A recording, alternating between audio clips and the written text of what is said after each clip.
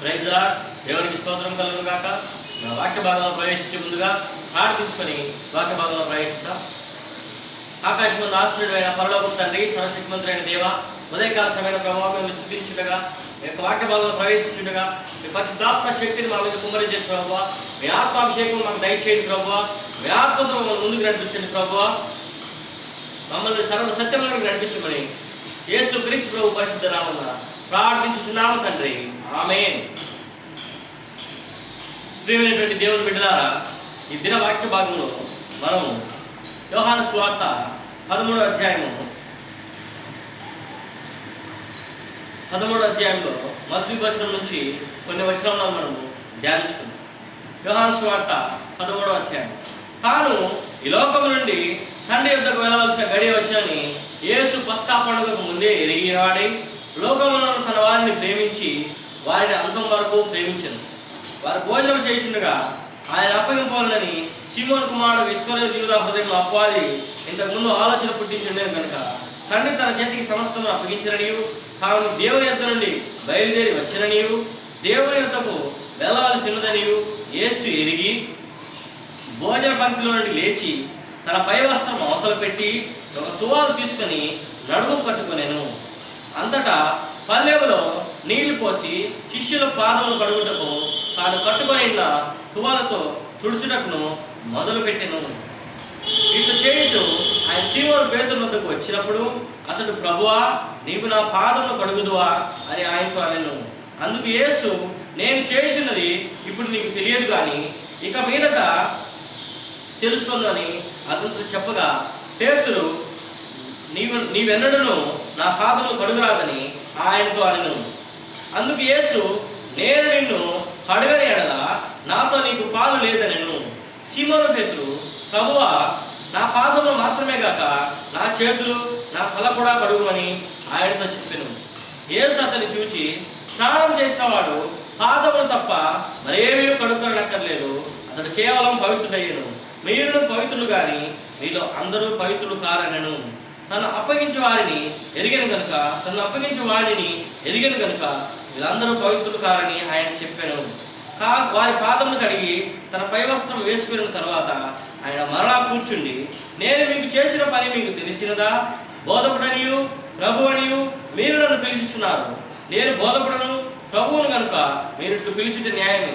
కాబట్టి ప్రభువును బోధకుడైన నేను మీ పాదములు కడిగినలా మీరును ఒకరి పాదములను ఒకరు కడగవలసినదే.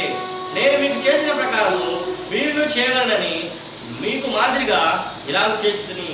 దాసుడు తన యజమానుని కంటే గొప్పవాడు కాడు, పంపబడిన వాడు తను పంపిన వారి కంటే గొప్పవాడు కాడని మీతో నిశ్చయంగా చెప్పుచున్నాను.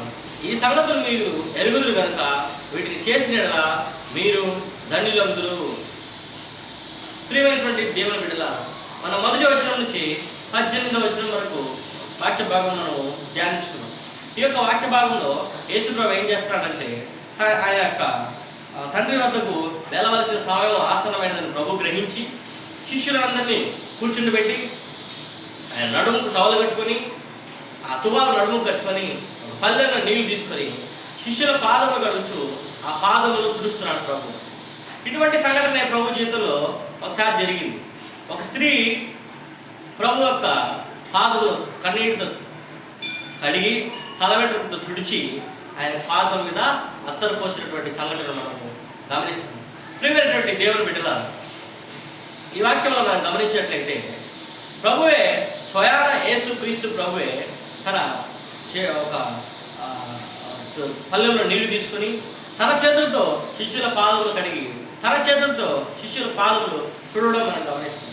ఈ సందర్భంలో ఆయన పేతురు దగ్గరికి వచ్చినప్పుడు, పేతురు, ప్రభువా, నేను నా పాదములు కడుగుతావా అని అడిగినప్పుడు ప్రభు అన్నాడు, నీ పాదములు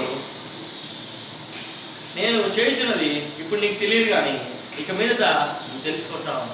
కానీ చిట్ట చివరిగా ప్రభు అంటున్నాడు, నేను మీకు చేసిన ప్రకారము మీరు చేయవాలని మీకు మాదిరిగా ఇలాగ చేస్తున్నానని 15వ వచనంలో ప్రభు వాక్యం సెలవుస్తుంది.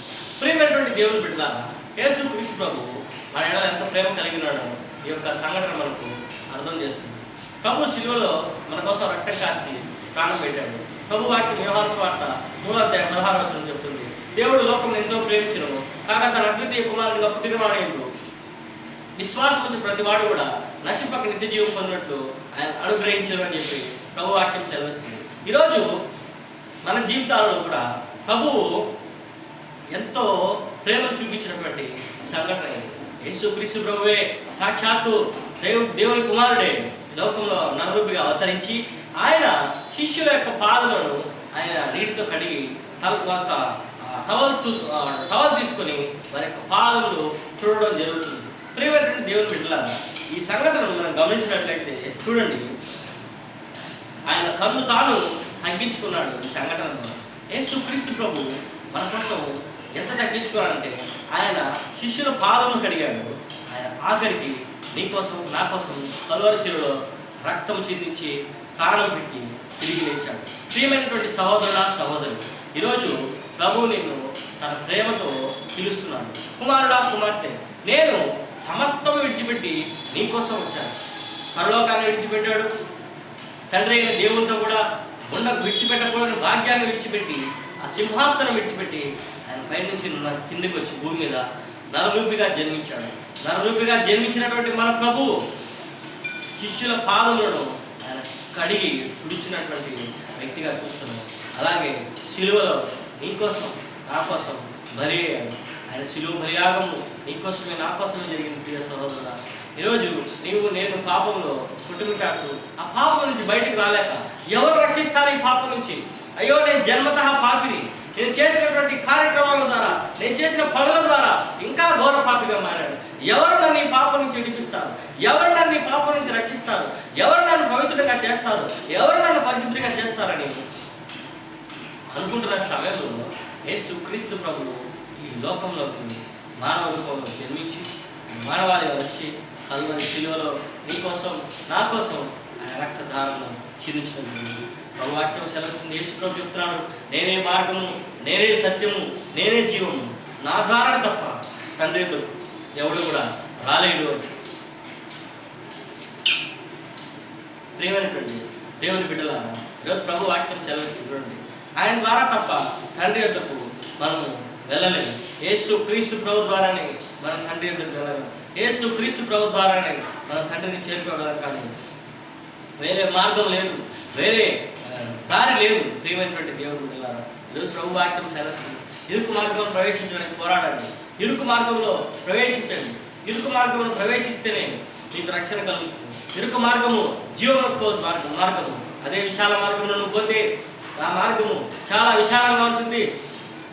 ఆ మార్గము చాలా వెడల్పుగా ఉంటుంది. ఈ చివరికి నేను నరకానికి తీసుకెళ్తుంది. సహోదరుడా సహోదరి, ఈరోజు ప్రభు నిన్ను ప్రేమిస్తున్నాడు. ఈరోజు ప్రభు నిన్ను దర్శిస్తున్నాడు.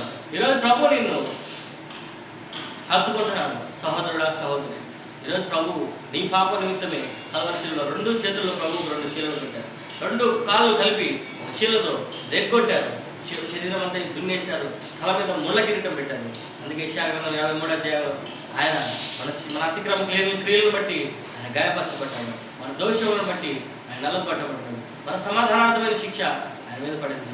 ఆయన పొందిన దెబ్బల ద్వారా మనకు స్వస్థత కలుగుతుందని ప్రభు వాక్యం సెలవిస్తుంది. ప్రియ సహోదరుడా సహోదరి, నీ జీవితంలో స్వస్థత కావాలా?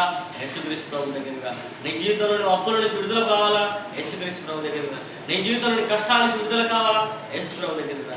నష్టం నుంచి విడుదల కావాలా? యేసు ప్రభు దగ్గరగా. సంతానం లేక బాధపడుతున్నావా? యేసు ప్రభు దగ్గరగా.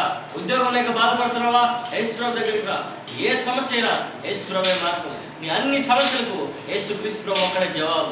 కాబట్టి ప్రియ సహోదరుడా సహోదరి, ఈరోజు యేసుక్రీస్తు ప్రభు చెంతకు నువ్వు చేరుకున్నట్లయితే, యేసుక్రీస్తు ప్రభు సన్నిధిలో నువ్వు మోకరించినట్లయితే, యేసుక్రీస్తు ప్రభు నీ అన్ని సమస్యల నుంచి నీకు విడుదల దయచేస్తాడు. యేసుక్రీస్తు ప్రభు నిన్ను వాక్య రూపంలో నీతో మాట్లాడడానికి సిద్ధంగా ఉన్నాడు. యేసుక్రీస్తు ప్రభు వాక్యం ద్వారా నేను దర్శించడానికి సిద్ధంగా ఉన్నాడు. ప్రియ సహోదరుడా, ఇదే రక్షణ దినం, ఇదే అనుకూలమైన సమయం. ఇప్పుడే మోకరించు, యేసు ప్రభు సన్నిధిలో ప్రార్థించు. ప్రభువా, నా జీవితంలో నుంచి నన్ను రక్షించు, నీ రక్తంతో కడుగు, పవిత్రపరచు, నీ నామంలో ముందుకు నన్ను నడిపించు, నీ యొక్క కుమారుడిగా చేసుకో, నీకు కుమార్తెగా నన్ను స్వీకరించు నన్ను అడిగితే ప్రభు తన రక్తంతో నేను కడిగి పవిత్రపరిచి నీకు ఆయన నూతనమైనటువంటి జీవితాన్ని దయచేస్తాడు. ప్రియుడైన క్రీస్తునందు నూతన సృష్టి పరిశుద్ధ గ్రంథం సెలవిస్తుంది. కాబట్టి మన ప్రభువు నిన్న నేడు ఒకే రీతిగా ఉన్నాడు. ఆయన యుగ యుగములకు సజీవుడు, ప్రియమైనటువంటి దేవుని బిడ్డ. ఆయన చనిపోయినటువంటి దేవుడు కాదు, చనిపోయి తిరిగి లేచినటువంటి దేవుడు, పునరుత్థానటువంటి అయినటువంటి దేవుడు. ప్రభు వాక్యం సెలవిస్తుంది, పునరుత్థానము జీవమును నేనే. ప్రభు వాక్యం సెలవించిన రీతిగా పునరుత్థానము యేసు ప్రభువే, జీవము యేసు ప్రభువే. నీకు ఆ జీవం కావాలంటే, యేసు ప్రభు నీ జీవితాల్లో కావాలంటే, యేసు ప్రభు యొక్క ఆనందం నీ జీవితంలో కావాలంటే, యేసు ప్రభు యొక్క సంతోషం నీ జీవితంలో కావాలంటే, యేసు క్రీస్తు ప్రభువును నీవు నీ సొంత రక్షకుని అంగీకరించాలి. నువ్వు తండ్రిని నమ్ముకుంటే బాగుపడవు, నీ తల్లిని నమ్ముకుంటే బాగుపడవు, నీ అక్కను నమ్ముకుంటే నువ్వు బాగుపడవు, నీ చెల్లిని నమ్ముకుంటే నువ్వు బాగుపడవు, నీ అన్నను నమ్ముకుంటే నువ్వు బాగుపడవు, నీ తమ్ముని నమ్ముకుంటే బాగుపడవు, నీ మామను నమ్ముకుంటే బాగుపడవు, నీ అత్తను నమ్ముకుంటే బాగుపడవు. ఈ లోకంలో ఎవరిని నమ్ముకున్నా నిన్ను బాగు చేయలేరు. కేవలం యేసు క్రీస్తు ప్రభువు మాత్రమే నిన్ను నీ యొక్క సమస్య నుంచి, నీ పాపం నుంచి విడిపించగల సమర్థుడు. నీ జీవితంలో ఎటువంటి సమస్య అయినా సరే దాన్ని యేసు క్రీస్తు ప్రభు పరిష్కరించగలరు. నీ జీవితంలో నువ్వు ఎటువంటి సమస్య, మనుషులకు అసాధ్యమైనది ప్రతి ఒక్కటి కూడా దేవునికి సాధ్యమే. ఆయన ద్రాక్ష పండు లేకుండానే నీటిని ద్రాక్షారసంగా మార్చిన దేవుడు, ఎర్ర సముద్రాన్ని పాయలుగా చీల్చిన దేవుడు, ఎరుగగోడలు కూల్చిన దేవుడు, జోర్దాను నదిని ఎగువ ప్రవాహం దిగువ ప్రవాహంగా ఆపివేసిన దేవుడు, అనేక సంవత్సరాలు పిల్లలు లేని వారికి ఆయన పిల్లలను గ్రహించినటువంటి దేవుడు, తల్లిదండ్రులు లేని వారికి తల్లిగా తండ్రిగా ఈ లోకంలో బ్రతికించిన దేవుడు, కుటుంబ సభ్యులు లేని వారికి దేవుడే అండయండి నడిపించినటువంటి దేవుడు, విధవరాలను నడిపించినటువంటి దేవుడు, తన బిడ్డలను నడిపించినటువంటి దేవుడు. ఈరోజు నిన్ను కూడా నడిపించినా, నీ కష్టం నుంచి నిన్ను నడిపిస్తాడు, నీ నష్టం నుంచి నిన్ను నడిపిస్తాడు, నీ వ్యాధుల నుంచి నడిపిస్తాడు, నీ బాధల నుంచి నడిపిస్తాడు, నీ పాపం నుంచి నడిపిస్తాడు. అబ్రహాము దేవుని నమ్మినంత నీతిగా ఎంచబడిను అని పరిశుద్ధ గ్రంథం సెలవిస్తుంది. ఈరోజు నువ్వు దేవుని నమ్మితే ఆ విశ్వాసము నీతిమంతుడిగా మారుస్తుంది. యేసు క్రీస్తు ప్రభు లోకరక్షకుడని నీ పాపలను రక్తం చించాడు నువ్వు విశ్వసిస్తే నువ్వు నీతిమంతుడిగా తీర్చబడతావు. యేసు క్రీస్తు ప్రభు నీ సొంత రక్షకుడిగా అంగీకరించడం వల్ల, నీ నోటితో ఒప్పుకోవడం వల్ల నీవు రక్షింపబడతావు. అప్పుడు దేవుడు నీలో ప్రవేశిస్తాడు, నీ హృదయం రూపాంతరం చెందుతుంది, నువ్వు కొత్త వ్యక్తిగా మారుతావు, నీ మార్గం నువ్వు మార్చుకుంటావు. యేసు ప్రభు నీ వ్యసనాన్ని నీకు దూరం చేస్తాడు. నీ తాగుడును, ధూమపానము, మద్యపానము, ప్రతి ఒక్క వ్యసనాన్ని ప్రభు నీకు దూరం చేసి నీ జీవితాన్ని ఆనందమయంగా మారుస్తాడు. నీ కుటుంబంలో నీ భార్య భర్తలు సన్నిహితంగా లేకపోతే ప్రభు మీ మధ్య అనుబంధం ఏర్పరుస్తాడు. తల్లిదండ్రితో నీకు సన్నిహిత సంబంధం లేకపోతే ప్రభు మీ మధ్య అనుబంధం ఏర్పరుస్తాడు. కుటుంబాన్ని నీకు ప్రభు నూతనమైన వెలుగుతో ప్రభు నీ కుటుంబాన్ని నింపుతాడు. ఇన్ని రోజులు నీ జీవితంలో చీకట్లో బతుకుతున్నావేమో, ఈ రోజులు నీ జీవితంలో ఒక అంధకారంతో నువ్వు మగ్గుతున్నావేమో, ఈరోజు యేసు ప్రభు నేను దర్శించడానికి వచ్చినాడు. యేసు ప్రభు నేను దర్శిస్తున్నాడు. ఇదే రక్షణ దినం, ఇదే అనుకూలమైన సమయం. ఈ సమయాన్ని పోగొట్టుకోవద్దు. ఇదే సహోదరుడా సహోదరి, ఇటువంటి సమయం మళ్ళా రాదు సహోదరుడా సహోదరి. ఇదే రక్షణ దినం, ఇదే అనుకూలమైన సమయం. యేసు ప్రభు సన్నిధిలో నువ్వు మోకరించి, యేసు ప్రభు నా జీవితంలోనికి నువ్వు రా, నువ్వు నా జీవితంలో ప్రవేశిస్తే నా జీవితం నూతనంగా మారుతుంది. నీ రక్తంతో నన్ను కడుగు, నీ బిడ్డగా నన్ను స్వీకరించు, నీ కల్వరి శిలువను కాల్చి రక్తంతో నన్ను కడుగు అని నువ్వు అడిగినాడలా యేసు ప్రభు ఇప్పుడే నీ హృదయంలో ప్రవేశించి నీకు రక్షణను అనుగ్రహిస్తాడు. దేవుడు నిన్ను దీవించి ఆశీర్వదిస్తాడు. ప్రార్థించుకుందాం. పరలోకమున మా తండ్రి, చెప్పబడిన వాక్యమును దీవించి ఆశీర్వదించి ఫలింపజేసి వర్ధిల్ల చేయమని మీ నామములో ప్రభువా ఈ వాక్యమును మీరే ఎత్తిపట్టుకోమని ఆశీర్వదించి దీవించి నడిపించమని విన్న హృదయాలను ఫలింపజేయమని యేసు క్రీస్తు ప్రభు పరిశుద్ధ నామమున ప్రార్థించుచున్నాము తండ్రి. ఆమేన్, ఆమేన్.